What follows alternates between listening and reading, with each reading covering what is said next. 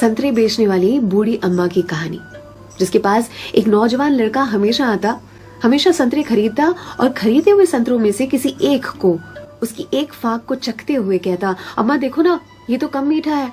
और अम्मा हमेशा दूसरी फाक को चखते हुए कहती, नहीं बेटा, ये तो बराबर मीठा है। फिर भी यह लड़का बड़ी बेरुखी के साथ उसे खुले हुए संतरे को वहीं ठेले पर छोड़कर चलता बनता। अब इस नौजवान के साथ उसकी पत्नी भी हमेशा हुआ करती।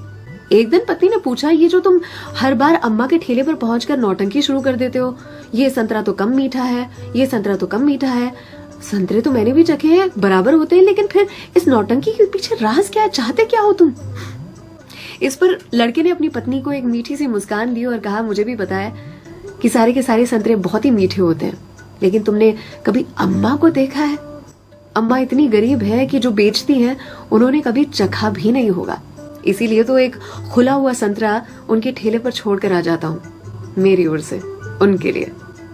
अम्मा के बाजू में जो सब्जी वाली थी, उसने एक दिन कहा उनसे, आपको पता है ये जो सरफिरा आपके ठेले पर आता है संतरे खरीदने के लिए, इतनी चिकचिक करता है आपसे कि आप नाप तोल में उसे ज्यादा संतरे दे देती हो।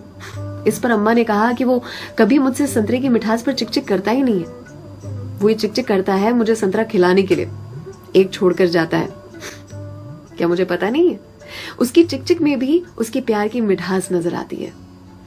वो कहते हैं ना कि मेरे हिस्से से ज्यादा तूने मेरी थाली में परोसा है, कितनी भी मुश्किलें दे ऊपर वाले, मुझे तुझ पे भरोसा है।